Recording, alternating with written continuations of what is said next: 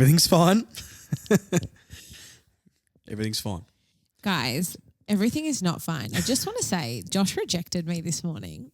No, I didn't reject you, Marnie. You did reject me this morning. I asked Josh to go to breakfast before we recorded, and his response was, I'm too tired to have breakfast with you. Go and have breakfast on your own, and then I'll see you. I didn't say go and have breakfast on your own. That is what you said. You made me sound like an awful person. Well, you're still here. If the shoe fits. Well, you're here. I'm here. I can't be that bad. I'm here. I'm full because I had breakfast by myself. Well, I had breakfast by myself as well. It doesn't make any sense. Okay, well, I did. I've decided, Marnie, because I'm slightly under the weather, not from a hangover or anything. That's a change. No, I think I barely drink. I've decided you can intro this podcast to give my subtle tones a rest, please. Welcome everyone back to another episode of Further North. Josh and I were just airing our dirty laundry on air to kickstart today's episode. Yeah. But we're good. We're fine. We're over it now. I'm clearly over it. You're not over it. I'll get there. I can tell in Marnie's tone that she's not over it. It's fine, guys. I'll get there. It's all good. All right. Welcome back. Today we are going to walk through our best 23 for the year. Yes, very exciting. What we're going to do is we're going to imagine that we are Alistair Clarkson. Okay, we're going to embody what a life. Clarko. All right, we're going to go. No, I'm not going to say that. I don't know what you. I'm scared of what you were going to say there. I was going to say we're going to be inside Clarko, but then I realised that that's probably not okay. No, I'd rather not. Consensually. Yeah, I'd rather not. Anyway, this is going to a weird place. We're going to pretend that we are now the coach of North Melbourne. We're going to pretend round one is tomorrow and we need to pick our best 23 right now with the caveats of no injuries, no suspensions. So it's really just on players obviously last season, and then it's how players have kind of performed in the off season and then in the match sims as well. I think we're kind of using a bit of a combination of all of that to put these teams together. There's a few interesting names I know I've got in my team. Yeah, we don't know each other's teams. Yeah, we haven't discussed this. So I've written down my team, Marnie's written down her team, and then we're both going to compare and probably argue and fight and break up. So good luck, you guys are never going to see. Probably me again, to be fair. Marnie will take over because she's way more popular. So, yeah, you'll never see us in the same room again. Except at the live show. The live show. Except at the live show. For those who have bought tickets, thank you so much. We really appreciate it. Absolutely. If there are any tickets still on sale, there aren't many. So please, if you do want to come, get your hands on those because, yeah, we were overwhelmed. We almost sold out in the first day. That's true, yeah. Which was, it's something that, Josh and I spoke about the other week when we announced the live show. It's something neither of us ever thought that we would probably ever do. And it's going to be a great afternoon. We're really looking forward to it. It will be fun. We've got some games and things planned, guys. It's going to be super interactive. So we've got some games. We've got some guests. Obviously, Charlie Combin's coming down. We've also got the North Closer to a Flag guys. We've got some prizes, some surprises. You didn't tell me. No, I didn't know. I planned it. So yeah, I was gonna say we planned I was this there. together. We planned it. And also, so the show starts at 2, but doors will be open from 1 o'clock. So definitely come down early, have a drink with us. We'll be there from 1. We'd love to meet you guys and meet the people who make all of this possible, which is you. Yes, good drop at Bonehead as well. I'm not a massive beer guy. And when we went down there to scope the venue, I actually enjoyed the beer I got there. And I was like, oh, beer can be good. So you're not just drinking it to flex and be like, I drink beer. No. I'm a CC and dry guy for all of us non-beer drinking blokes. That's sort of what we go to. Or a Kraken and Coke. I don't mind it. But no, the beers down at Bonehead are good. And even I like them. So if I like the Bonehead beers, that means that if you like beer, you think they're probably the best beers on the planet. Which I think that's just science. That is just a great addition to what is already going to be a great afternoon. Exactly. So doors at 1 p.m. Come down, have a drink with all of us, say hello, and then bunk in for a podcast shortly after. So we're very excited. But enough chit chat. Okay, let's get on to the best 22. Mine's obviously correct. We're going to get you guys to vote as well. I might do a poll or something like that, and we'll pick whose team. That makes me so nervous. Yeah, because Yeah. don't just vote for Marnie because she's more popular than me. Trust me, my coaching insight in this brain. I played footy at the highest level. I've never in played under 16s footy. in Tasmania. So It's a big scalp from you. You're talking to the 2011 Tasmanian goal kicking champion from the under 16s for the Tamar Cats. Guys, I don't know. I can't believe I'm sharing a podcast with you. Yeah. The honour is mine, really. It is. Truly. I know. I'm fully aware of that. Okay, we'll just go from the full back line and we'll work our way up. Yeah, can you say yours first? Well, okay, we'll take it in sequential turn, Marnie. I'll say, then you can say the next one first. My mum's calling me. Hold on. Should we get Marnie's mum live on the podcast? No, I'll call her later. Okay. Could we get her on as a guest sometime? Sure. I'm sure she'd love that. She'll be Sorry for that interruption, everyone. Very professional. All right, here we go. The full back line. Here's mine. I'm reading off this tiny little phone here. I have, and look, it doesn't matter if they're not in the exact same positions, let's say. Okay. It's like a back six as a whole. Okay. But we'll do the full back line first. Okay. I've got your friend Aiden Core, which surprising because everyone thinks I hate him so much. Charlie Comben and Jackson Archer. Okay. Do you want to say yours or do I just go back six? Let's go back six maybe. Then I've got Luke McDonald, Yep. Griffin Logue, and Zach Fisher. Now remember, this is pretending there's no injuries and no suspensions and all that sort of stuff. Just the listed players at their best. Okay. So I've got Core. Yeah, what a surprise. He was obviously the first one in there. Then I've got Logue and McDonald. Yep. And then I've got Fisher, Comben and McKercher. So Jackson Archer's the only one. Yes. So I've got McKercher for Archer. Now, have you got Archer in your squad at all? Let's wait till the end. Wow. What a cliffhanger. Well, I guess there's not too much debate. This is a very soft start, Marnie. I thought we'd be yelling at each other already. No, well, I think we do have very similar opinions on these things. But I think that back line, with obviously the exception of Logue, because we won't see him for the first half of the year. True. I think it's a pretty predictable backline. We didn't have too many changes from the back of last year. Obviously, Zeebel's retired, and we both expect Shees to push up sort of to the mid-forward part of the ground. That is true. When Fisher was first recruited, the benefit of having him was he is that swing man. He can go forward and he can play back and probably cover that Sheasel role because we do expect Shees to come forward. And then I've put McKercher in my back line because I see him kind of having that same introduction to footy the same way Shees did, coming off half back and sort of running and rebounding the ball off half back to kind of let him learn. I think it's, naturally you let a team learn attack first and then you teach them defense, but he obviously already has that skill. Well, that's what we would assume when we recruited him. So that's why I put him in defense, to kind of let him learn that skill. Yeah. So, it creates two-way running, it improves work rate. So that's the decision for me to put him there. For Jackson Archer, for me, we need a player like that so bad. And am I a little bit biased because his dad's my favourite player of all time? Yes. Yeah, but we all have our biases, which you'll find out later in the in the show. Great. I just really like what he brings, and I think he could be really, really good. I think he could be the closest thing to like a Jack Zeebel from last year, the one we had, hopefully kicking a little bit straighter. But, I just really like what he brings, and I think if there was any player on our list that we could stick on a really good small forward, I'd probably trust him the most. Yeah. And I really want him to get a run at it. I know he's injured at the moment again. So this seems to be a little trend in his pre-seasons, and I don't know if he'll find it hard to make it into the team or not. But if I was picking with no injuries and any of this stuff involved, I would be picking him because I don't think McDonald can do it, and there's definitely no one else on the list that I would. Can I ask you a question though? Yes. Is that based on what he is currently or what you hope he becomes? Sort of both. I think he was good when he played. I think he's got good hands. I think he attacks the contest a lot.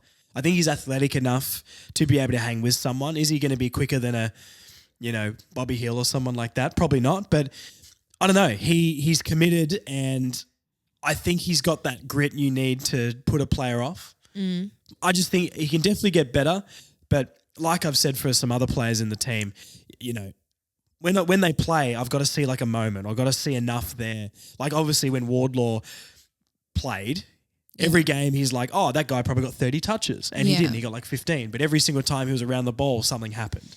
And I think Jackson Archer was sort of similar where, I don't know, I didn't see him get beaten too often. I know there was a couple of times he did, but he's young as well. And I just think I like the archetypal player he is because it doesn't fit.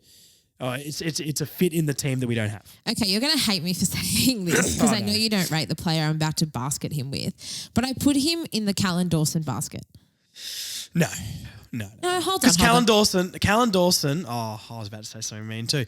Callan Dawson is closer to Aiden Bonner than he is to Jackson Archer. In what world is he closer to Aiden Bonner? He's just an than he is undersized key defender that's probably not big enough to be able to go on a key forward, but he's also not small enough to be able to go on a small. If you'd let me finish what I was going to say. I've got to get a word in, Marnie, because we know you like to talk. I don't put him in the same bracket in terms of the kind of player that they are. What I mean by putting them in the same basket is I've seen enough from Callan Dawson to suggest that he could be a good player, but I don't have enough evidence yet to be like, yes, he will be a good player. That's how I feel about Jackson Archer. I've seen enough that I know there's potential there to become something, but right now I don't have enough concrete evidence to be like, yep, that guy's going to be a player, like I have with Wardlaw. Or Sheasel, we already know he's going to be a star. Yeah. But you know what I mean? Like that is my hesitation with Jackson Archer. I haven't seen enough. Now, I know he's had injuries. I know he hasn't had consistent game time. But in my mind, I haven't seen enough. Yes, there's potential, but I haven't seen enough to be like, yep, definitely going to be in the best, 23 by the end of the year. I think he's made a much bigger impact in the games he's played than someone like a Callan Dawson. I think Callan Dawson gets a lot of flowers for his last game, and I thought it was a very, very 5.5 out of 10 AFL game. Like, was he bad? No. I think he suffers from the thing like we talked about, similar thing like with Jack Siebel last year. Jack Siebel set the bar so high from his career, then if he does some things bad, everyone goes, oh, he's so bad. He's not 8 out of 10 every week. And then guys like maybe an early Aiden Core, not the last 2 months, but we know like he set the bar so low that if he does a couple of things that are good, people go, look how good he is now. And I think he sort of suffers from that. Like Callan Dawson, to me, hasn't really done much to show me that he's going to be an AFL player, but people seem quite high on him, and I think consensually, if we went up to all the North fans and said, out of Biggie, Pink, and Callan Dawson, who's going to get that third tall at the start of the year with Logan? I think nearly everyone says Callan Dawson, but he'd probably be the last one for me personally. Yeah, but I think when so obviously he came in the mid-season draft 2 seasons ago now, and he had about 4 games in a row, and he looked all right. He was fine, like he it looked was all right, okay. but that was on the back of no AFL preseason. That was coming into a side just to fill a role, and so the fact that he didn't get the opportunity last season, like I think a lot of us thought he did with a preseason under his belt, you just don't know. Yeah, I agree. I've seen bits and pieces to suggest that he could be a really good player, and I'm sure we'll find out early on in the year because no doubt he's going to have a run in defence with Logue sidelined. But that's how I feel about Archer. I just feel like I haven't seen enough yet for me to be like a certified. Oh, I agree. I don't think he's a nailed on because you got like Bergman and Goda, and like maybe they'll come into the team later, but they're a different sort of player. I think say Jackson Archer was like a halfback, I would probably put Bergman and Goda over him. Yeah, okay. But because I wouldn't be like, hey, Bergman, go and tag Charlie Cameron or something like that. I would trust Jackson Archer to be able to do that more. And I think maybe he doesn't have quite as high a bar or potential, or hasn't shown quite as much as a Bergman or a Goda or someone like that yet, but he's a very different sort of player. So I think that's where my brain went to, only because he's that sort of player. If he was a running halfback, I don't think he's in this team. Yeah, but okay. He's an Archer. I love Glenn Archer so much. And I don't know, I really do think in the games that he played, he was pretty decent. And I just think he'll be good. Okay. I just think he'll be good. I guess we'll wait and see. Watch this space. Thank God we actually got an argument in. Awesome. Because I thought that was going to be a soft one, Marnie. Now, okay. There's always room for an argument between us. There'll be plenty more to come. Do we want to talk about who we would, really quick, I know we talked about this before, but do we want to talk about who we would put in over Logue because he's not going to play? I am actually really happy to go with Core and Comben as a 1-2 punch to start. And no other To tallish start, player? if we were going to go for a third, I'd probably go for Dawson to start with. But I've said this a few times now. Aiden Core plays so much better when it's just him and one other tall, and I think Core. Obviously, everyone knows. I think Core's upside is probably, and I don't think I'm wrong in saying that Core's upside is probably got Dawson, Biggie, and Pink covered. Yeah. No, So I'm more than happy just to give the two of them a hit out as a 1-2. If we play a Geelong or like a Carlton who have two key forwards, who plays though? Well, yeah. So I'd have Dawson. I'd go Dawson first Because I wouldn't be putting Core on any key forward. I think he's good in like if Core was like 10 centimeters shorter, he's got the game to be a shorter player. Yeah. But he's too tall for the type of player that he is. So he's awkward to put on a forward because he'll get bullied by any medium grade 200 centimeter forward. But as we know from his disgusting sidestep against the Saints, we know he's got the agility and skills of a halfback. Often. I bet you do, man. Yeah, I do. I really I bet you do. For the record, yeah, who would you put? from the training reports and everything, I'm going Biggie. Okay, I'm absolutely going You're on the Biggie. Biggie train. I fully am. I reckon he's going to get in the team this year, and I reckon he's going to be good. Also, I just want to say one thing before we move on. This is who we've kind of picked as our, if tomorrow, as Josh said, was round 1 and everyone was available. Yeah. It's not to say that we don't think other players will come in and out of the side at some point during the year, but this is on first glance who we would go Who for. do we think? Who do we think's our best 23 right now, in our opinion, if we were the coach? Yeah. And no injuries, no suspensions. Cool. Things like that. Great. Yeah, I'm on the Biggie train. Finbar keeps getting played in the back line, apparently, in the match sims. I actually low-key love him. I'm so excited for him to play next Yeah, year. you're going to be a Finbar. I'm a Finbar stan. There's the next badge you're going to get. It's going to be Hugh, Jasper, Oh, it's a really and Finbar. It takes a lot to get to badge level. I only have 2. Jasper and Hugh Greenwood are the only 2 badges I have. I think Core would be next if I was to That's get wild. another one. That's wild, mate. No, I want to move on. I don't want to talk Okay, about this all right. anymore. Let's move on. That's disgusting. Too much for you. It's just a bit too much for me. I wonder if they still sell down Howe badges. Okay, we're moving on. You can maybe get one for Claremont or wherever he's playing now. Like a discount, like a bargain bucket at the Roo shop. Okay, we're moving on. Okay. I don't want to bully down Howe. So good luck next season, Daniel. Just the centre line, or do we throw the followers in as well? Like the midfield 3 and the wingers? Do we go? Yeah, okay, let's do that. Midfield 3 and wingers. No ruckman just yet, because that's going to be a fun topic. So across the midfield, on the wing, Bailey Scott. Mm-hmm. Wardlaw for me right in the gut. Mm-hmm.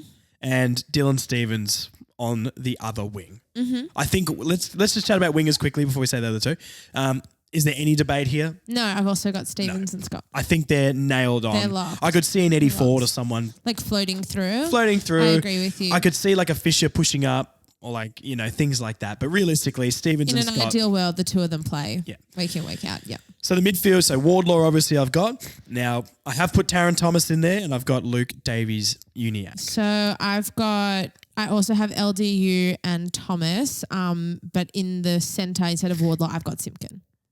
Okay, so Wardlaw maybe starting on the bench or something? We'll have to wait and see. That's wild to me. Wardlaw, I love George Wardlaw. I know you love George Wardlaw. I love him. I think that Simpkin is the captain and Simpkin has to lead from the front. I actually agree with that, but I don't think he is.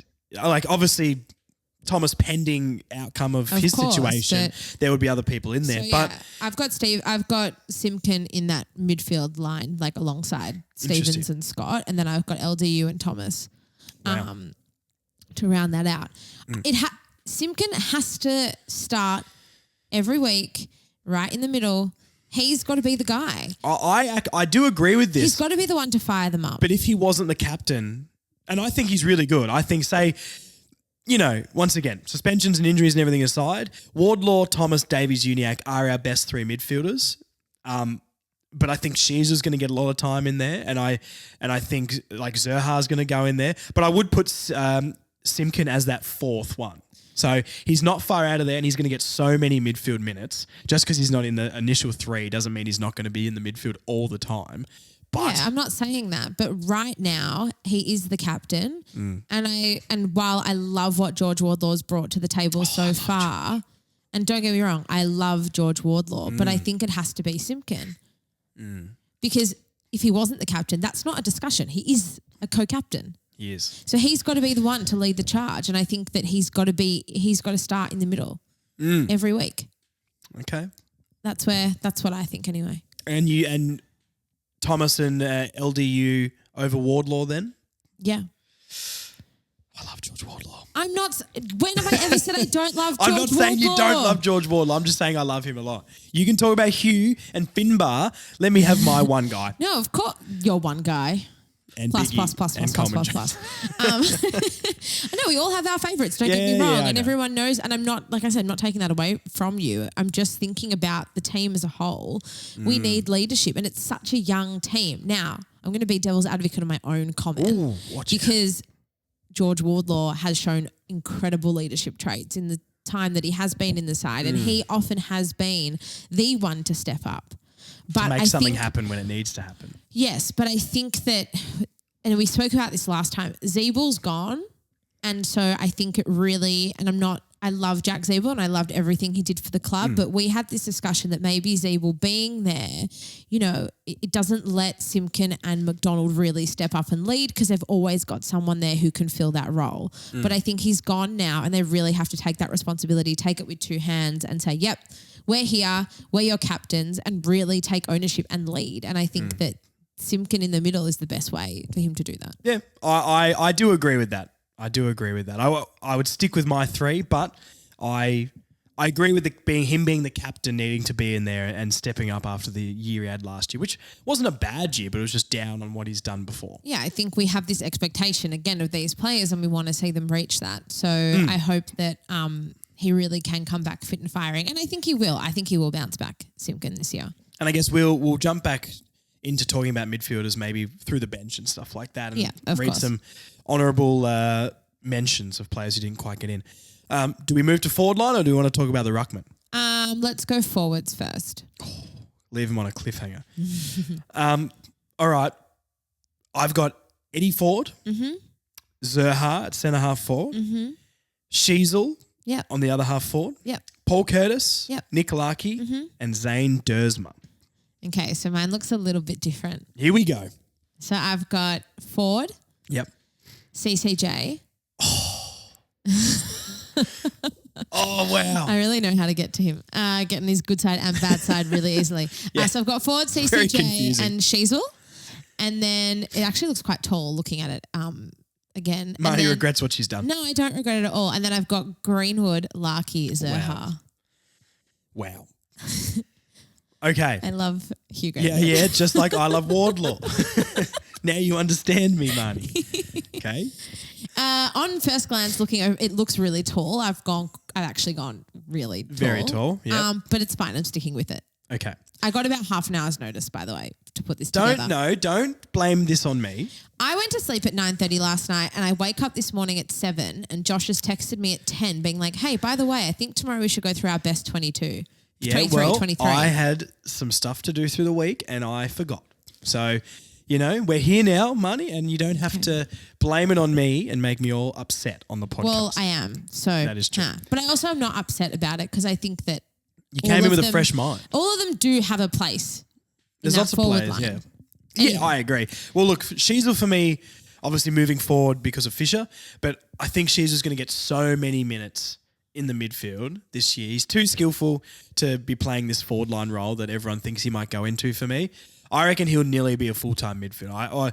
Or he's going to play that role of like half forward that pushes into the midfield. I think just like the half backs sort of push into the midfield now. Thomas and Zerha could probably rotate through. Yeah, I think Simpkin as well. I think Simpkin will play more forward. Push up a little bit this year as well. He's a pretty good shot at goal, and I do think Wardlaw, Thomas, and LDU going forward is our best midfield. So Simpkin can still play a key role. Once again, we'll get so many midfield minutes, but I could see those four sort of half forward but pushing into midfield as much as they can.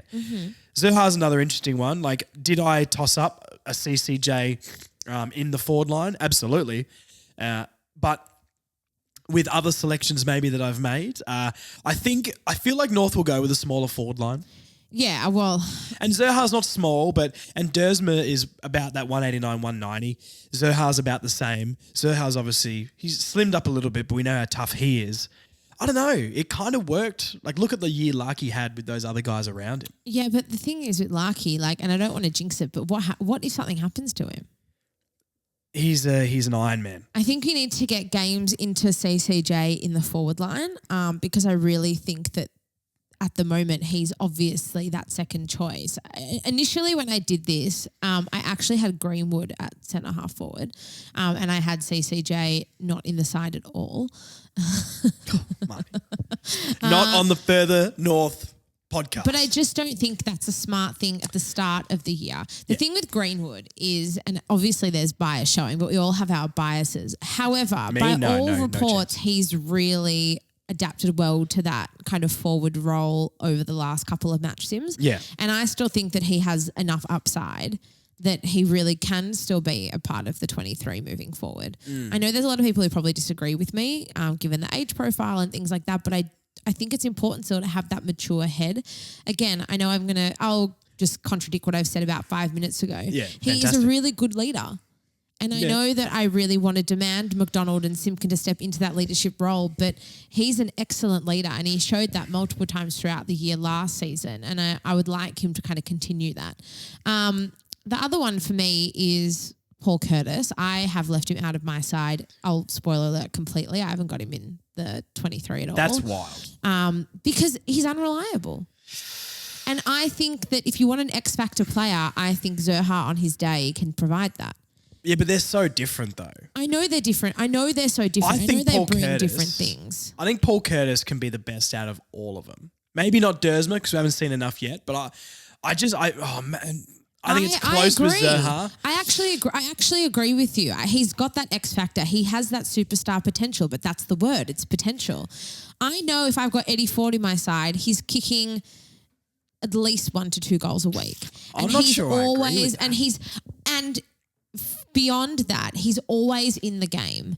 Whereas I think Paul Curtis, his best and his worst are so far apart still. He's way too inconsistent for me. I'd say Eddie Ford is a more consistent player. I think from where the team's at now, we have to bank on potential a bit more. I'd rather be going out there, especially round one, banking on the most talented players other than the most consistent. You know what I mean? I think we've got to try everything we can to unlock the potential in these guys because at the end of the day, they're the people that if they click are going to be taking us into the finals. I don't know. I think Paul Curtis is way too talented and his second half of the year was pretty solid. Not the most reliable kick all the time, but I don't know. I think it's wild leaving him out of the entire side. Of course, like I said, there's as a sub off the bench. Well, there's going to be things that I think people won't agree with. I'm sure there's things people won't agree with that you say either, and I'm not saying that we're right. We're obviously not experts. It's just an opinion. Well, you're not expert, Marnie. But for me, I still.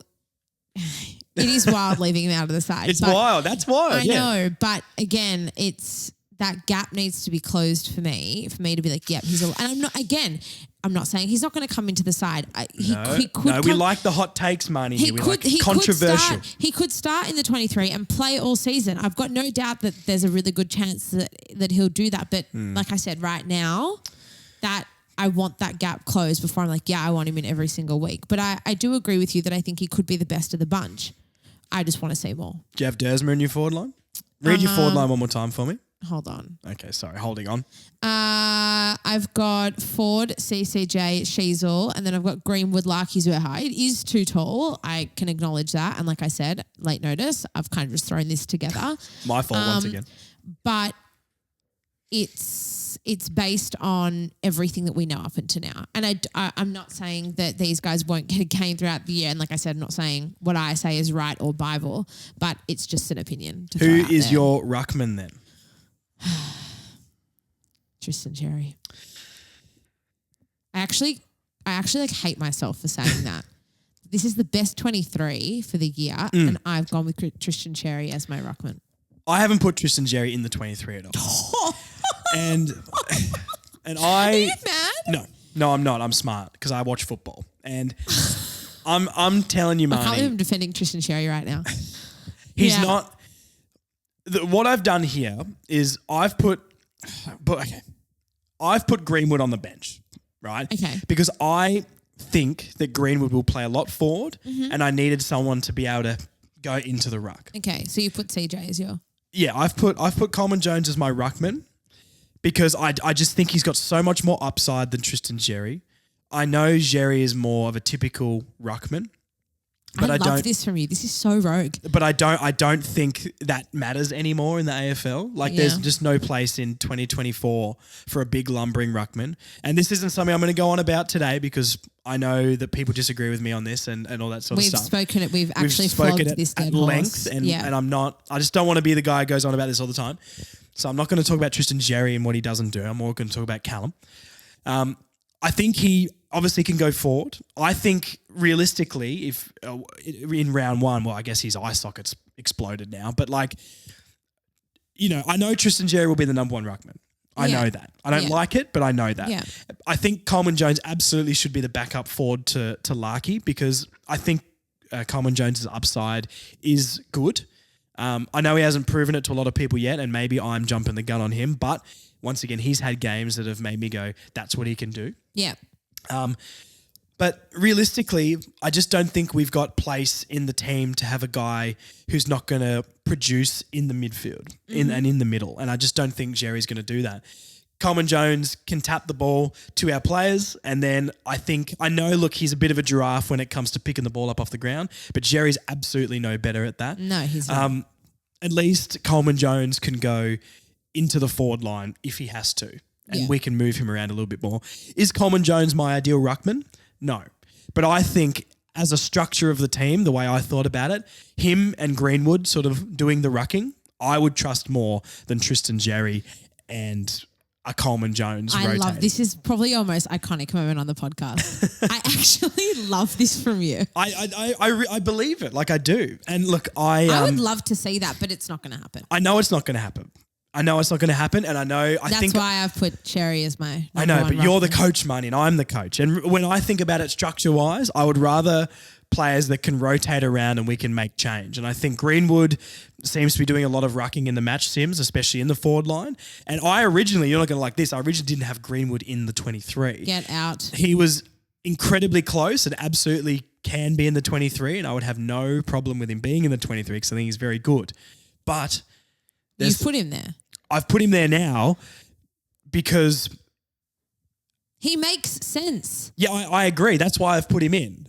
But because that's why I would trust a Coleman Jones and Greenwood ruck forward rotation more than Tristan Xerri rucking 9 of the game and not getting any taps to advantage and marks, and then Greenwood going in, and where do we stick Tristan Xerri? You know what I mean? We can't put him in the forward line. Anyway, that's where I'd have him. But in the seconds. So, I know that's going to be incredibly unpopular and I'm going to get roasted in the comments like I always do about it. I love it. But I honestly, love it. For the team structure, I just think Greenwood and Coleman Jones rotation in the ruck, even if they ruck 60-40 and they can both go in the forward line and produce in other areas of the ground and to actually take a mark, I think that's better for the team going forward. And I'm not just doing it because of my Tristan Xerri dislike.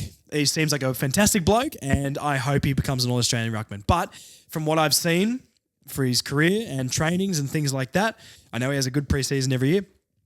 I would much rather go with that if I am the coach. And people knew this was coming. If anyone thought I was putting Tristan Xerri in here, you haven't listened to my podcast before. But that is my explanation. I don't want to go on about it much more because people are sick of hearing me talk about Tristan Xerri. But I think structure-wise, I would be more excited about Coleman Jones and Greenwood rotating forward and ruck for the game. I sucked up my pride and put him in there, but I absolutely love that from you. Yeah. I'm all about it. And I'd love that to come true, to be honest, but time will tell. Okay. My bench. I think this is going to be where the disagreements Well, that's what the people come here for. Okay, let's hear it.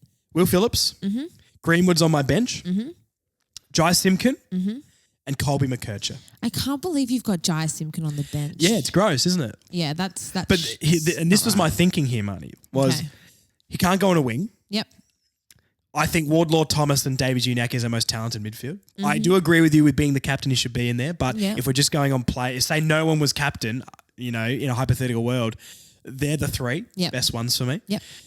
Half forward, realistically, Eddie Ford's probably not playing in the first few rounds. I'd probably put Simpkin on the half forward line pushing into the midfield. Yeah. Sheezer's got to be in the best 22. Yeah, absolutely. And, you know, Simpkin's also not going to play in a forward pocket or anything like that because he is too good in the midfield. So, yeah, I think it's really bad that he has to be on the bench, but he can easily come out this year and prove me very wrong.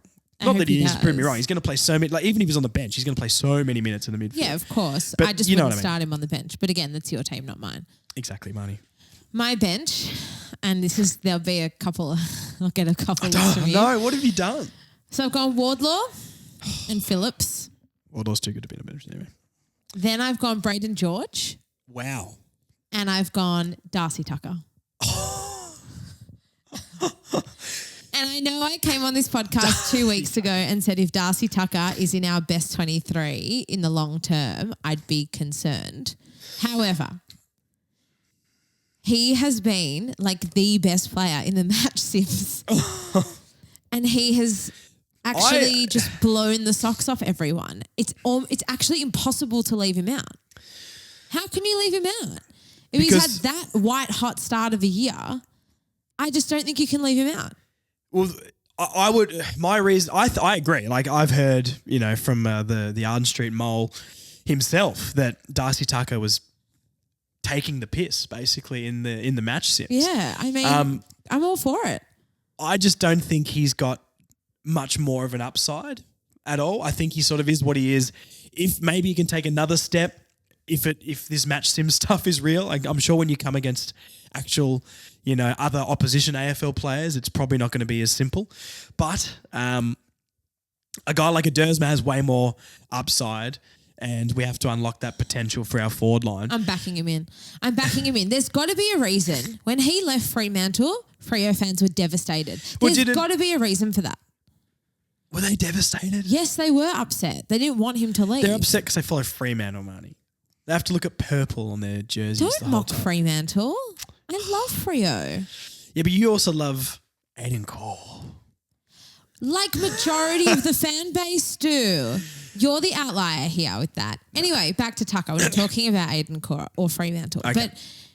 But I really think that if he is playing so well and he's performing as well as all reports have him, how can you leave him out to start the year? I don't think you can. Look, like I said, I don't disagree, but the way I would want my team to be structured is more on potential than current form for round one. And then we can see if it's real or not, then you can start dropping people for more consistent players. But I'm way more willing to bank on potential than I am consistent 6 to 7 out of 10 every week.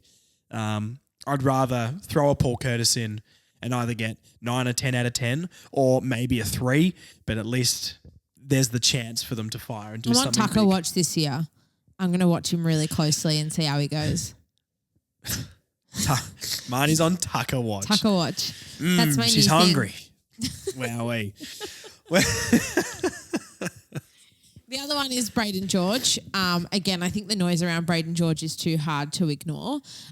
It's really hard and it's hard over a Dersma though. Well, this is the thing. It's hard to put either of them in there without really knowing what they're going to be. Can I suggest that we haven't seen anything from either of them to suggest anything at this point. Like I said, it's all based on talk at the moment. Yeah, but Dersma's probably been better in the match sims though, right? Like Dersma kicked 4 and then kicked 2. Yeah, but I just think that there's a reason. Braden George only played one of the matches. But there's a reason why the hype around him has been so high. And we're talking hype from the middle of last year. You can't ignore it. Again, I guess Dersma's definitely more ready to play round one though, with how his body's been. He's had the full preseason, that sort of stuff. But I know what you're saying. I know that, you know, the big sausage is a. I think he's someone that's really excited fans to this point. And like I said, I'm coming back to the fact, come for us, whatever. We're not experts. It's just an opinion. But I think that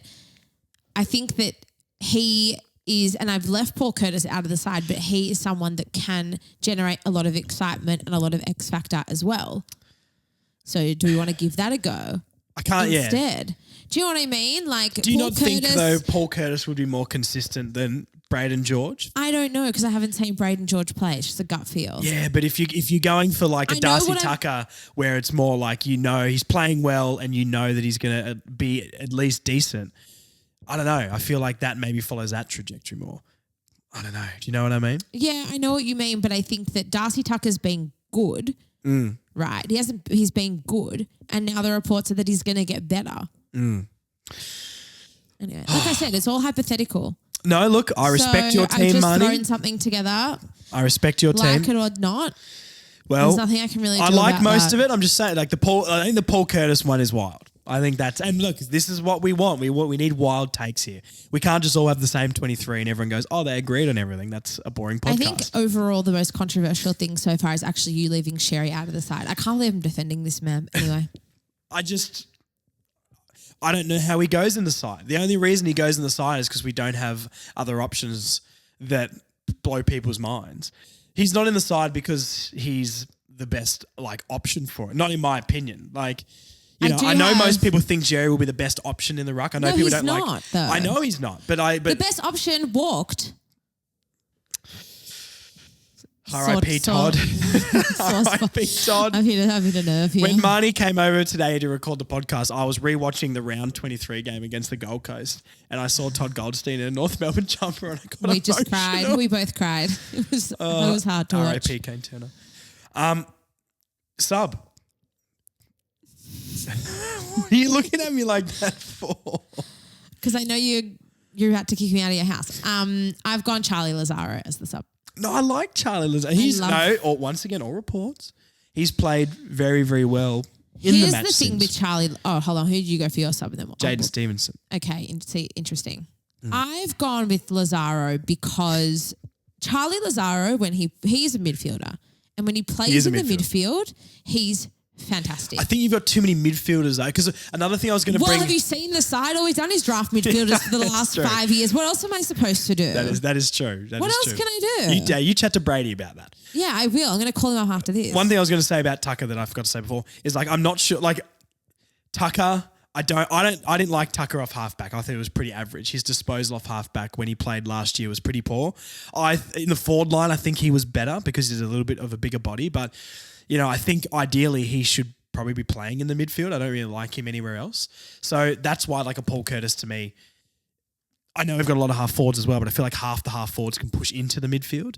My team is disproportionate on size. We know that. I've just tried to put squares into holes, round holes. Yeah. Square pegs and round holes, Marnie? Yes, it's a hard saying, don't get me wrong. Yes. So that is coming back to Lazaro. I know I've got too many of anything, but again, so does this side. In overall, the North Melbourne list is way too many midfielders. But I think with Charlie Lazaro, his upside, when he actually gets time in the midfield, he's really good. I think he's too good to play VFL. Yeah, I agree. But in the past, all we've done is tried to fit him in places where he doesn't fit. But how much chance, if he's the sub like this, is he going to get enough chance to show that in a last quarter or something like that? And even if he gets subbed in the last quarter, I don't know how many. Look, I would personally be saying we're probably not going to be ahead by many points in a lot of these games next season. Not with that attitude, we won't be. Well, that is true. It's solely on my attitude, depending if we win games. Is that why we've lost so many? Yes, I assume so. I don't know. I like Charlie Lazaro, and I've said this a lot about other players that almost like the Jackson Archer thing where you've got to have a moment or a game that makes me go, that's what they can do. Did you not have that in round 23 last year? That's what I'm saying. That was the one for me with Charlie Lazaro. This is positive Lazaro chat.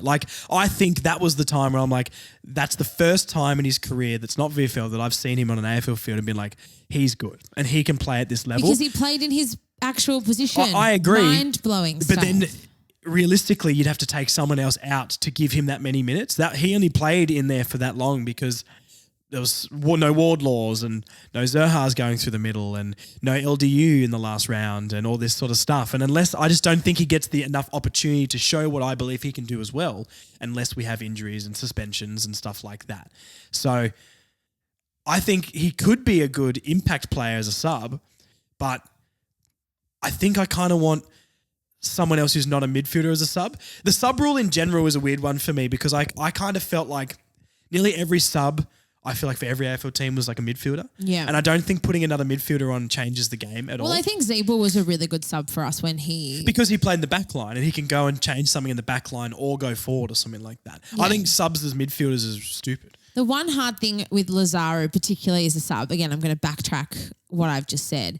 He's probably not versatile enough to be a sub. That's kind of almost my point was like if he's not playing in the midfield, which I don't think he'll get the chances because he's got so many talented midfielders. If we did have to put him on a wing or a forward half or back half, I don't know if he can do it. But if we had no midfielders, say we'd done the opposite and we'd just drafted heaps of key position players and forward pockets and things, I reckon he could absolutely play in our midfield. But once again, like a Tom Powell, I've left him out too. Yep, Will Phillips needs his opportunities on top of the 4 or 5. Like Sheasel, I think, and Zerha are going to be in there a lot.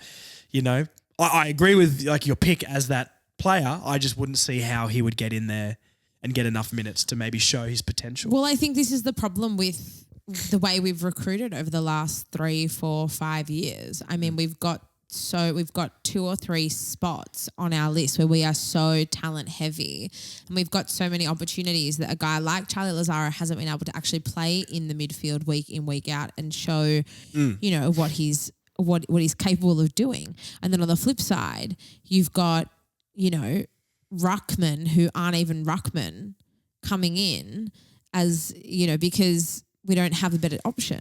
Yeah. So I think I think that it's really just a discussion around where the list is at and where we think the team's at. I mean, forget if I've gone too tall or if I've got, on the forward line, if I've got too many midfielders there, it's a problem because it's actually just picking players on talent. And if we're looking, and that is, I've tried to keep it balanced, but it's so hard because the list isn't balanced. No, that is true. And that's made it a really difficult task. Anyway, talk to me about Steve-O. Jaden Stevenson deserves his shot in the 23 after his season last year. I know second half, maybe less, maybe even like the last third of the year, not as good. Yeah. Obviously, he broke his hand, I think. I don't know. I think he's talented. People write him off because of that one Buddy Franklin moment personally, and David Noble almost ruined his career. I like Jaden Stevenson. I like his chat about wanting to be a leader, apparently taking Dersma under his wing. He's been in the league long enough now. I think his first half, if not more of last year, was really, really good. He was our second highest goal scorer. So even maybe backtracking myself on the Paul Curtis thing, I think Paul Curtis probably kicks more goals than him this year, but he didn't last year. And I think he deserves the shot round 1 more than the other guys would. I did have Stevenson in there originally and then I took him out and I can't remember why. Could have been a CJ thing. So, I did that for you. I just think, thank you so much. I just think he deserves it. I don't know. I like Jaden Stevenson. I think he's got a bit about him. And, I think I've talked a lot this week about my main big take that I tell people at the barbershop is North Melbourne will finish above Hawthorn because I think Hawthorn is so overrated. I'm nervous about how much you're talking about this because it may come back to bite you really badly. Absolutely. And I'm more than willing to. Do I really think that Hawthorn will finish below North Melbourne? If I was betting money, probably not. But I think there's a massive, massive chance of it. And I do think Hawthorn are massively overrated. I think Hawthorn will be bottom 4 and it's no questions asked. Yeah. As an example, I think the general public would see Stevenson and Jack Ginnivan as the same archetypal sort of player. But Steve-O has matured past a lot of that immaturity that Ginnivan has. Stevenson, I don't think is out on the bags on weekends. And he had that flashiness about him and was in a good team so he could shine. But I think he's learning that he's got to put in a shift at a worser club. I think so. I think his first half of last year was excellent. Yeah. So I just think he deserves the chance off that. And I think his mindset's right now and maybe the last year, especially with Clarkson there from what he talked about last year. So look, he could easily be one that maybe doesn't stay in the 23. But like we've said, with Curtis and Dersma and Steve-O and Zerha and Ford and Sheasel maybe going down there or Braden George, there's so many options. And he is a little bit of a victim of that overcrowded sort of position. But I don't know. I think he deserves a chance. I think he deserves it. And I like where his head's at and where his attitude's at the last couple of years. To come back from that, any of these players coming back from that David Noble season, the mentality has to be strong because of course that was the worst time in AFL for everyone involved. Trust me, I felt it in my soul. Yes, your bones. So I've just gone, like I've got an almost and then just some others. My almost, and I had all of these players in my side at one point before I landed on where I landed, was Steve-O, Paul Curtis, Dersmer and Archer. So I did have all of them in there at some point, and this is what I've gone with. Like I said, right, wrong, whatever. That is what I landed on. And then just some others. We've got Goda, we've got Bergman, we've got Hanson Jr., we've got Curtis Taylor is another one I think is going to be a really interesting one, and Tom Powell as well. Yes. I mean, looking at my list here, because I've had to get this up on the computer now, I think Bergman and Gota were probably the two that missed out the closest for me. Yeah. I actually think also the two of them as a 1-2 punch are really, really good. Yeah, I like them. Because we had them start last year against West Coast. Yeah, I mean, I would have no problem. Really well.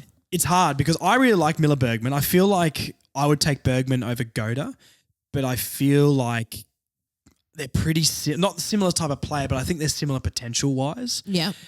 But I think they've got a little bit more to prove. I don't know. I thought Bergman was really good the first half of last year because what did he come in originally when he broke his shoulder or like dislocated his shoulder? He was like a key defender. And then they put him on the half back as like a really clean ball user off the half back line. And I thought he was really good. Like he had a bunch of games where he went like 80-something% efficiency off the half back line in that shocking back line. He's very clean and very composed under pressure, which I really like. And that's really rare to find in a young player as well. I think you either have that or you don't. I think McDonald and Bergman is one that I could switch and be okay with. McDonald, I'm backing him to have another like a comeback year. And by all reports, it's going in the right direction for him, so that's really good. And obviously him being the co-captain needs to be in this team. Yeah. But Bergman, once again, I think if McDonald wasn't captain and maybe hadn't had 10 years of service or whatever he's done so far, I don't know. I think Bergman's cleaner off half back and he offers us something a little bit different. But I'm backing McDonald for a big year. Not a massive, I don't think he's going to be in our top 10 best players, but I think he'll have a good. He'll have a good return. He'll definitely. I think he and Simpkin, and we've spoken about this. I think both of them will have better seasons than they had last year. Yeah. No, I agree. Definitely. The other one that I've talked a little bit about, and I know nobody agrees with, is Biggie Nguyen. I think if we're going off how the match sims and things have gone, I think he's been talked about more than Callan Dawson, more than Toby Pink or anyone like that. Well, he'll probably get his opportunity with Logue sidelined for a while. Yeah. But look, again, I'm not against. You got to. It's trial. A lot of this is trial and error, and I have no doubt that the side at the end of the year is going to look drastically different to how the side looks. That's what we said before. We're going to save these, and we're going to go through this. Maybe we go through it like halfway through the year as well, and then we do one at the end and see how much it changed. Mm-hmm. But yeah, I really like Biggie Nguyen. I know he's super raw and he's only played one AFL game, but people speak about Callan Dawson and Toby Pink like they're better options, like they haven't, Toby Pink's never played a game. And Callan Dawson's played like 4 AFL games. So, I don't know. I think they're all as raw as each other, to be honest with you. I don't think Biggie's any less raw than a Callan Dawson or like a Toby Pink. I know Toby Pink is a more mature older, body and 100%. But just because you're older doesn't mean that you're going to be better on an AFL field. But I would think about having that more mature body. That does make a really big difference. It does. I wouldn't downplay that. I like Biggie's athleticism. I think that's such a massive attribute for 2 positions. For a key defender, and if he played in key defence, he's going to be that third man up. Like when Majak played, how he would just jump across packs, spoil and take marks. There's a lot of potential and upside. He's got that athleticism, or in the ruck. Mm-hmm. I really think, I know I talked about the Coleman Jones Greenwood, ruck rotation. Put Biggie in the ruck. He's going to jump higher than anyone else. If he can just learn to tap it towards our players or in spots that our midfield can read, he's going to beat most people to the ball. Yeah. And I think out of Coleman Jones, Jerry, maybe not Greenwood because he's got midfield sort of skill, but like say Coleman Jones, Jerry and Biggie, I'd probably pick Biggie to pick the ball up off the ground and get a handball out. 100%. You know what I mean? So, I think he's a real shot to play this year. And I think people might be underrating him a bit. I'm also incredibly open to being like, maybe I'm overrating him because it's probably a bit of column A, bit of column B. 100%. I think they should give him a shot. Yes. again, you've got nothing to lose. And every like all the other North podcasts and just comments online and that sort of stuff. I haven't heard anyone else put Biggie as an actual shot. I think, and it really does sort of confuse me a bit why people would back Callum Dawson more than any of those other two.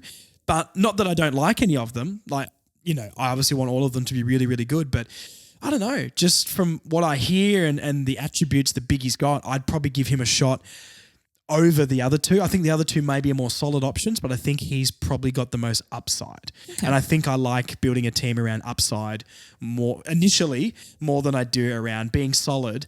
But, you know, I'd rather go in attacking in a game and having upside and then losing it by a lot than I would going and losing by like 15 points, but at least we played kind of okay. Okay, I've got a question for you then on the back of that. Yeah. We're going into it's a new season, right? 2024, new year. We know that we may charge for finals. I mean, you just don't know, right? You just don't know. Probably not. Say, you know, early on in the year, it looks like we're probably going to finish closer to the bottom of the ladder, right? At what point in the season do you swap from we're trying and we want to win every game. We want to go into every game. Everyone knows right? we want to win every game. I want to put that out there first. There's the further north listeners, Marnie, intellectually, they're high. They're up there. Okay, good. I really hope everyone wants to win every game because there's a lot of disappointed people at the end of round 23 last year. Yes, I wasn't one of them. I was very excited with the win. I know that wasn't shared by a lot of people. Think about what our brains went through, though. People weren't themselves. After 20 losses in a row, Marnie, look, your brain's scrambled. Okay, speak for yourself. I was fine. I was very excited with the win. You're at your peak. I was excited at the win too. I went into that game wanting to lose. And then by halftime, I was like, I'm so happy we're crushing the Gold Coast. Yeah, I mean, you know, stranger things have happened. But go on, sorry. So at what, and like I said, we go in every game, we want to win every week.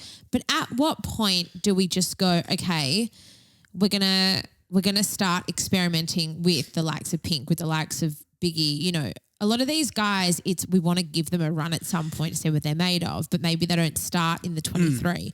At what point do we, you know, how many losses in a row, or at what point in the season do we actually make that call to say, all right, we're drawing a line in the sand now and we're just going to trial and error?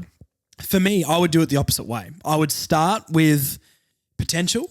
And then if it's going bad, then I would switch to something more reliable. I think we did it the complete wrong way last year. Playing Kane Turners and playing, look, I'm going to say Darcy Tucker, you know. Dan Howe. Dan Howe, yes, Dan Howe, absolutely. I think that was the wrong way around. I think that was wrong. This is why. We did have an element of it though. Like, don't forget, Sherry started in round one last year. Goldstein was nowhere to be seen. We did have Goda and Bergman also. Did both people really start. think Sherry would be better than Goldstein though? Look, I think I as an example for this, most people I've heard speak think Dersma won't play round one, but McKercher will. Yeah. Why we wouldn't throw Dersma in from round one baffles me. Why not? Just he's an element of chaos. You never know what he's going to be. Even if he's playing badly, he's a number 3 draft pick. Yeah. Play him every game and just get minutes into him. He doesn't need to be a star until 2 or 3 years' time.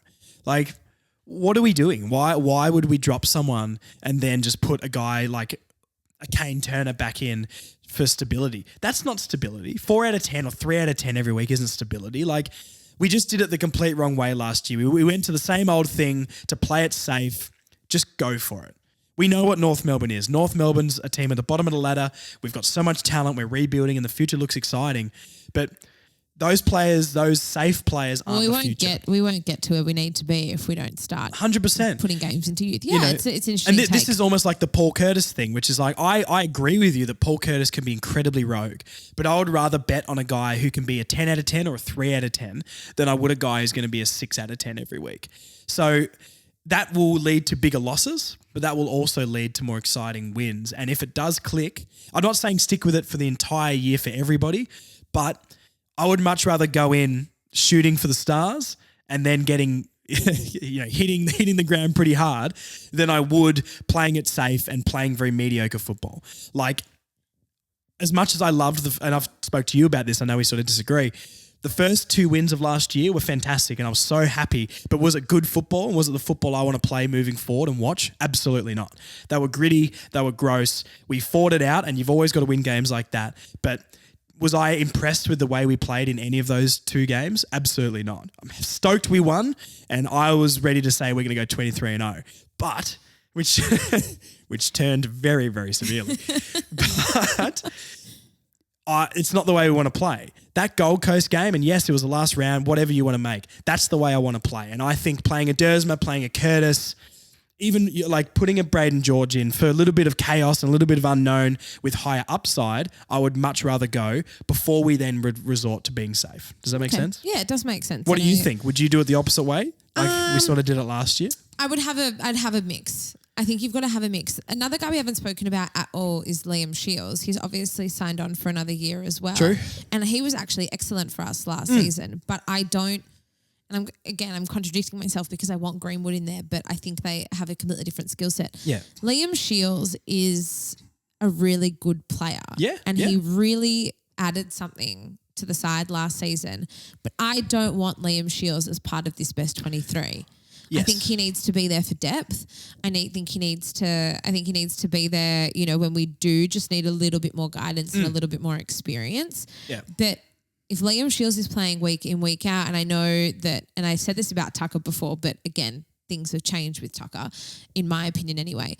But with Shields, if he's playing every single week, this is no doubt going to be his last season. So I think there's what's the benefit of it? I think because his benefit is on the training ground, and I can fully see a benefit of him being in the 23 to be that on-field and coach. to have him there for elements of the game and having him at the club in general. But this is the part where we've got to start rogue. We've got to start with the most potential, even if it leads to worse losses at the start initially. And then if it's not working, we bring someone like that in to steady the ship and maybe be that on-field coach. Like I'm just looking at the play, so I've got other written here, and finally our list is getting some depth. Yeah. You know what I mean? And it's not good enough compared to other lists, absolutely. But, I'm going to read off some players that I don't have in my 23 here. And you've got Bergman. I'd say these are players that I would be happy in the 23. I'm going to leave off Braden George only because hasn't played a game yet. And I'm more talking about players that have played and will bring some consistency. But neither is Dersma. No, I agree. It's more just the upside from Dersma and after playing the match sims. I think Braden George has only played 1 match sim. I'm excited about him too. Don't get me wrong. Like I really want to see Braden George play. Just making up rules as he goes, guys. Anyway, that's all good. Keep going. I'm reading out these names just for players that I think could come in to steady the ship. That was more my point. Okay. So like a Bergman has played, a Goda has played, Tom Powell. I mean, Curtis Taylor, I don't really see him being in this team at all. I think maybe he's delisted at the end of the year. Our team definitely gets less handsome, which is hard for us. And who is going to get in to see Harry Styles and see all the big stars? I'm not sure. Darcy Tucker and Liam Shields are the epitome of 2 players that come in when our young talent maybe hasn't quite hit the mark, and they will steady the ship. Yeah. I guess Callum Dawson, Lazaro, yes and no. I mean, they're maybe not the steadiest, but I think like Bergman, Goda, Powell, maybe a Curtis Taylor, Tucker and Shields for me are players that can come in and I'd be like, look, I feel bad for Powell because he has got a lot of upside, but he maybe hasn't quite hit the mark. But like, I think they can come in and I'd be like, look, I'm glad they're in there to steady the ship a bit, but I maybe don't think they've got the potential of some of the guys that I've put in the 23 and already. That's totally fair enough. And I think it comes back to this age-old discussion, which I'm sure a lot of supporters share the same gripe. It's that we haven't, for the last sort of 4 or 5 years, we haven't drafted to our needs. And I know that Joel spoke about this before last year's draft. With those top-end picks, you draft on talent and best available talent, and then later on you draft on needs.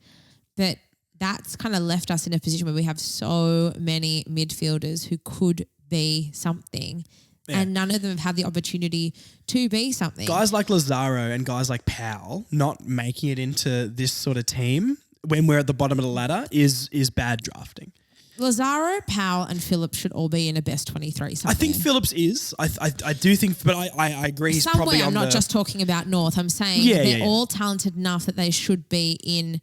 They really should be in a best 23 somewhere. Maybe not Lazaro. Maybe. I think he's borderline. Like, I don't think Lazaro... I think if he played consistently, he would get, he would he would get potentially. a game. Look, all I'm meaning by that is I think Powell and Phillips have much more upside than Lazaro though. But even, I mean, Phillips is a really interesting one just in general. We obviously both had him on our benches. At what point do you say step up or step aside? Because I thought this year was sort of make or break for him personally. Yeah. But I've had a change of heart. I think he still needs another 2 or 3 seasons. Possibly. I mean, look, I think it's time we stop talking about him being out for a year with his illness and stuff. You know, it's been a whole year since then. This is the year. Like I can understand having a year out of footy, coming back. I think he was unfairly dropped as well. Yeah, sometimes in and out last of the season. season But I think that was Brett Ratton just doing Brett Ratton things. And, you know, as much as I love Rats for coming and stepping in, I did say last year that I don't think he's a great coach. No, he's not.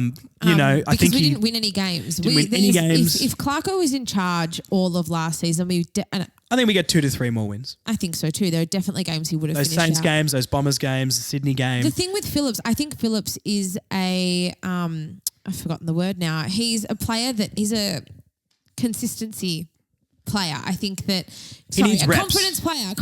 Yes. That's what I'm looking for. Far out my brain. He's a confidence player.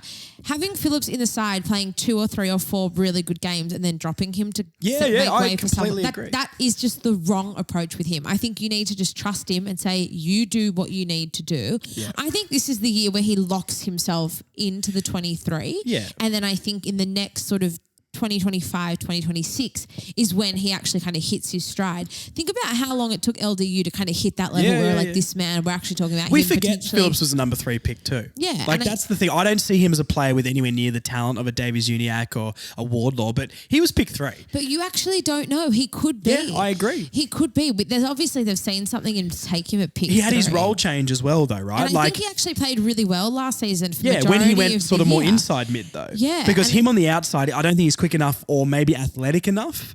I know they're all athletes, but like not athletic enough, like a Jai or someone like that on the outside to step someone to break away from a pack. But him, and it was like a wish version of Joel Selwood, right? Because Joel Selwood's a great player. He's a grub, but he's a great player.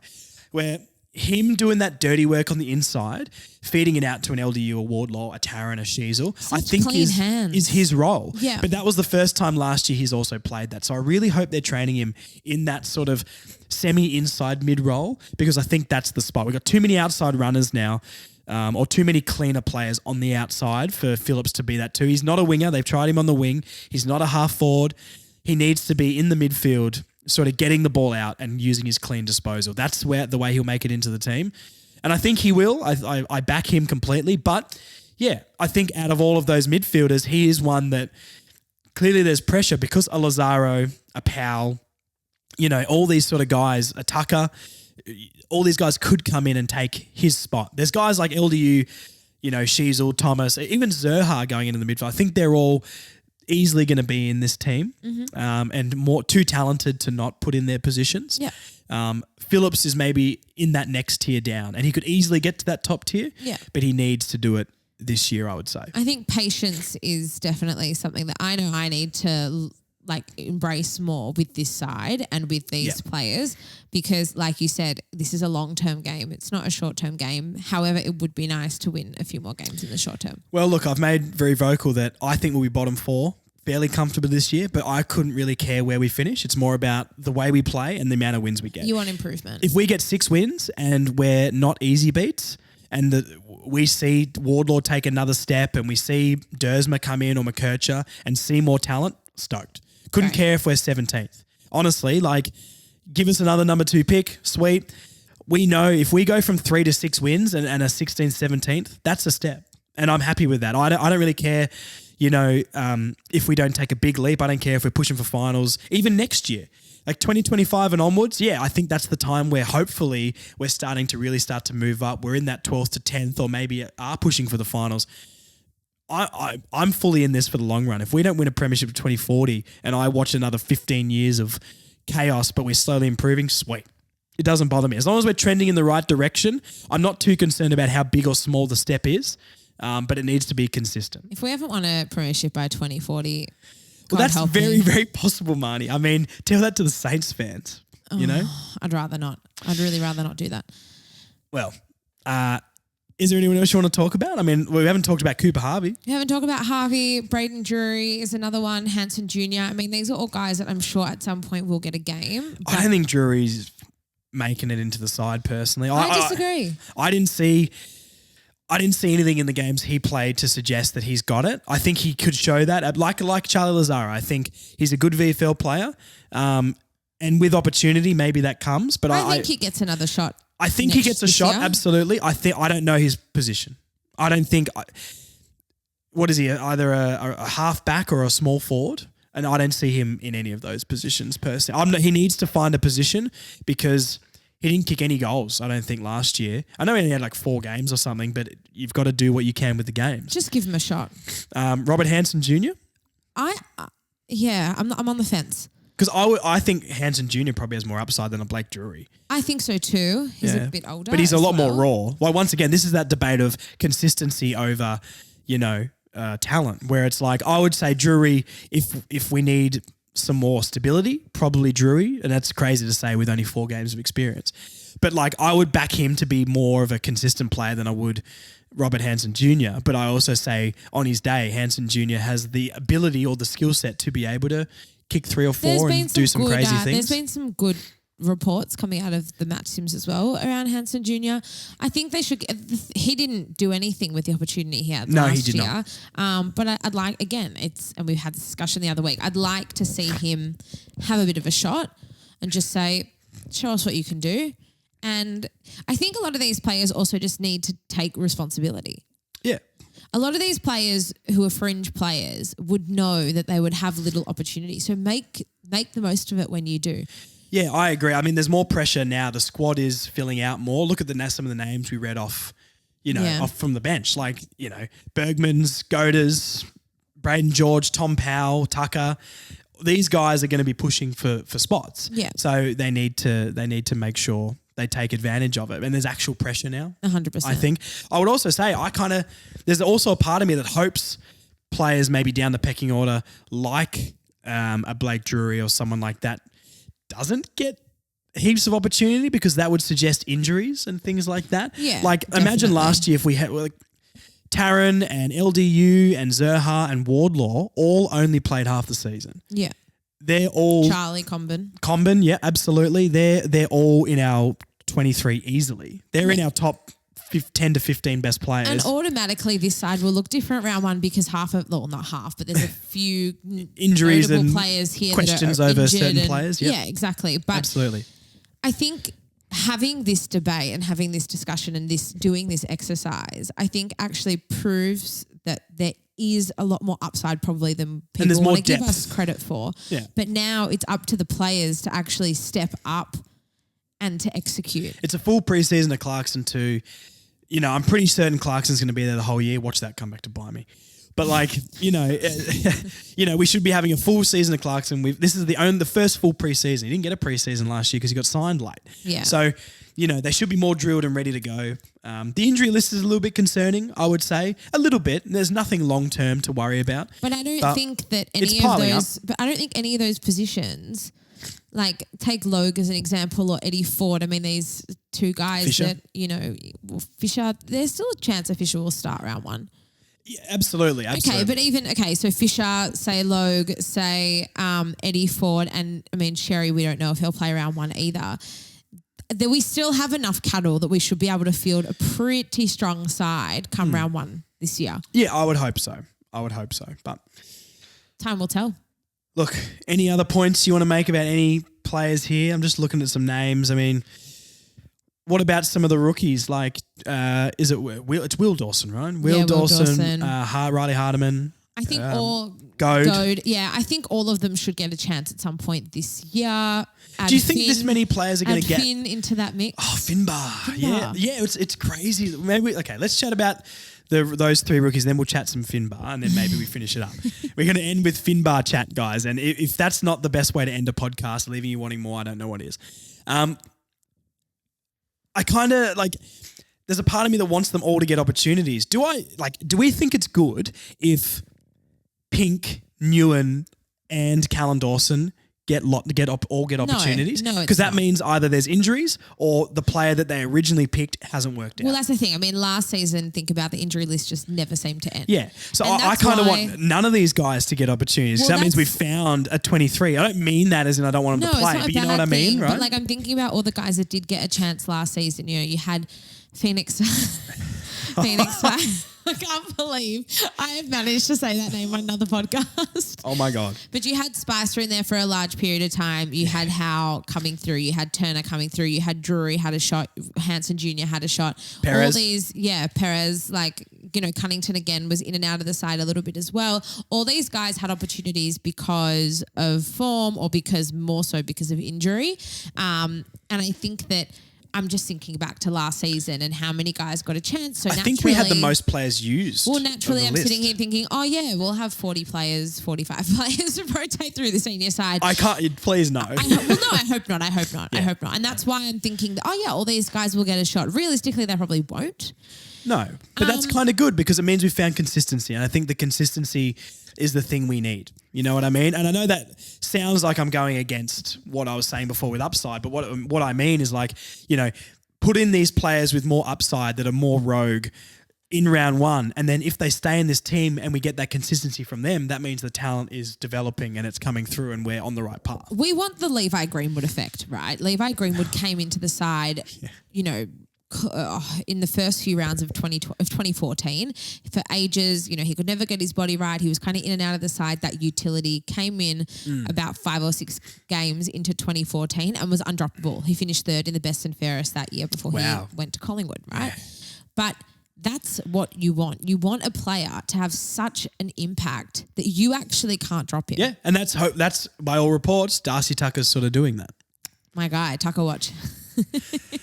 Marnie's going to do a separate podcast called The Tucker Box, and she's going to talk about Darcy Tucker, and she's going to go, Darcy Tucker is feeding on that footy. But this is exactly what we want. 2 weeks ago, I sat here in the same spot and I said I'd be worried if he was getting a game every single week. Now I'm sitting here and I'm like, how can you drop him?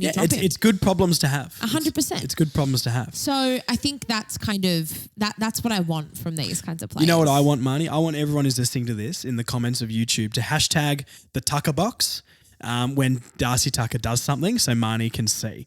Hashtag the Tucker Box on all Marnie's stuff, all my stuff, and let's get this trending because it's 2024 is year of the Tucker Man, and I think it's time for him to be our best and fairest winner for season 2024. You heard it here first from Marnie.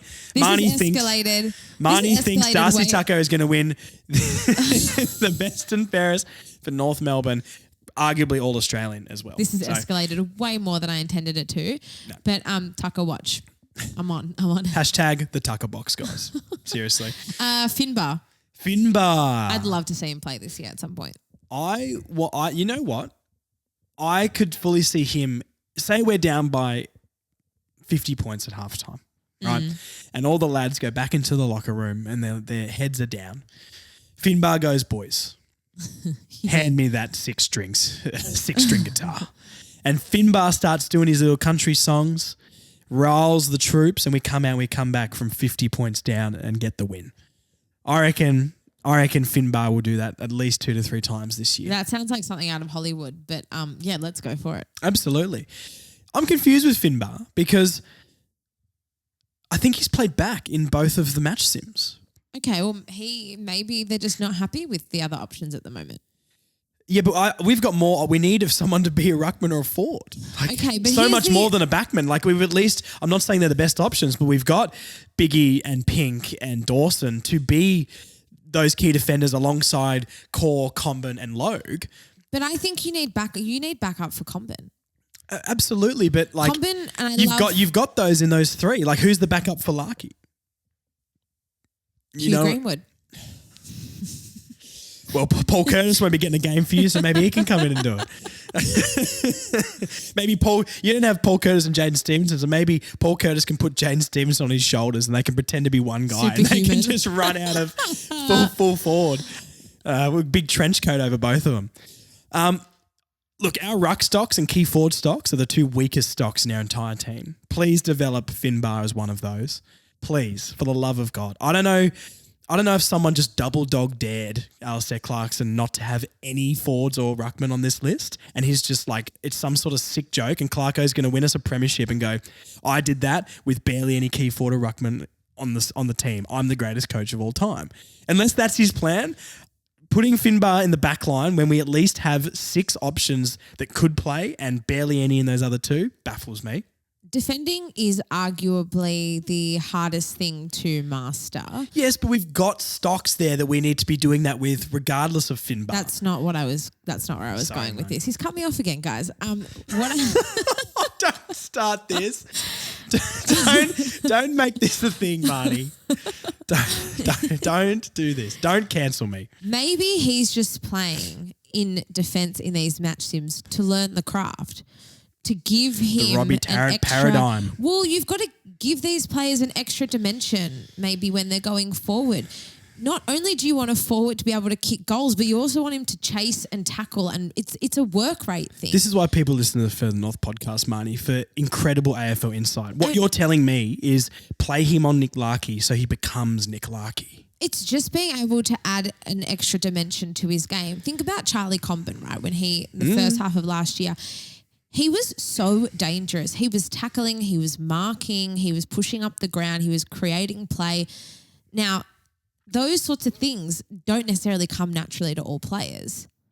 And there's a big criticism of the side, I would say, in the past as a whole, is there's a lot of one-way runners in there. Make him a two-way runner. Make him work for his own ball. So maybe it's just an educational piece. Maybe he does end up playing forward in the second half of the year. I don't know.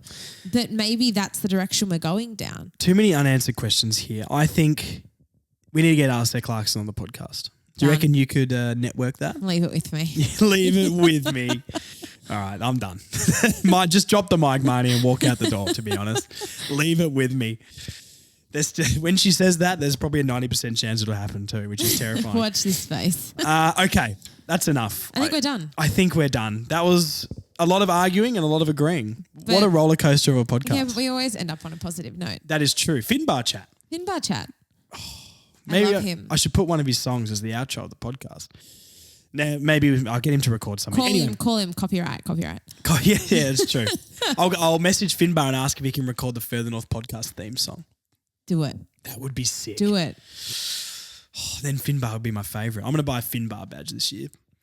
He's now in case he doesn't have enough guys, he's now infiltrating on my guys. Okay, we can fight over Finbar. As long as you're on board with Aiden Core, actually, I don't care. No, not yet. Not yet. I put Aiden Core on my best 23, and I think he had a great last 2 months, like we know. I just want to see more. Okay, me too. Yeah, I know you do, but you're already sold, Marnie. I'm not sold. If you guys want to hear more of our Aiden Core chat, make sure you buy tickets to the live show. We will not be talking about Aiden Core, and we will not be talking about Tristan Jerry in the live show. Because I really want to not go down that path all the time with Tristan Jerry. I tried to keep it short and I tried to more talk about why Coleman, Jones, it never and Greenwood happens though. Yeah, but people are sick of hearing it and I'm sick of saying it. So I'm going to try and avoid Tristan Jerry chat as much as possible unless he plays and he's really bad and then I'm going to have to rant. But hey, people know For me. now, if anyone wants to buy tickets to the live show, you can find the links on all the Further North socials. If anyone wants to talk more about Tristan Cherry, slide into Josh's DMs. He's always down for a chat. I'm not. He's always down for Sherry chat. Is there anything else? Thank you for everyone to watch on YouTube as well. YouTube has been doing very, very well. Hi, YouTube. And seeing our stunning faces. Even though I'm a bit of a shambles right now. But that's why Marnie's here. So, look, I want to say thank you for everyone watching on YouTube. It's doing very well. Please follow and like the YouTube videos and stuff. I don't really know why you like YouTube videos, but everyone says to do it. So just bloody do it, and guys. let us know what you think of the 23. We'd love to hear your hot takes as well. In the comments on YouTube, put down below who you thought won. Is it my 23 or is it Marnie's 23? Should we read out the 23 one more time really quickly? I don't want to go through it again. I hate mine. Mine's really good, guys. Hashtag the Tucker Box as well, please, for Marnie's stuff on all of her posts. And yeah, Instagram, Facebook, there's all sorts of stuff going on. More stuff about the live show and basically just fun and happy times. Good vibes. Good vibes. If anyone wants to go for breakfast with me next week, let me know. Don't. You're going to get so many messages, Marnie. You're going to get so many I was messages. so lonely this morning. So if anyone wants to fill Josh's spot, let me know. That's it. We're done. We're done. Thanks, everyone. You tell me how many messages you get after saying that. All right. Do that, guys. Yeah, she loves it. See ya. Bye. Bye.